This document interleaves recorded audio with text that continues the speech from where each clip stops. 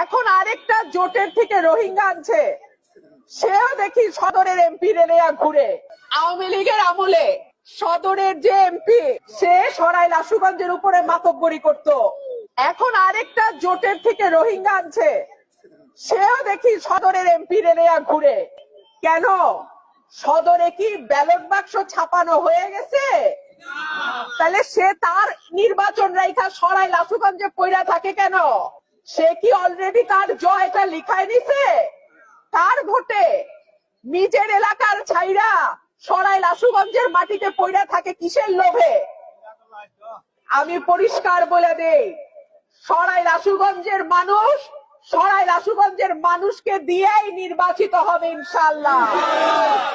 এইখানে কোন জোট, রোহিঙ্গা, সদরের এমপির 5 লোক সরাইল আশুগঞ্জ মাইনা নিবে না।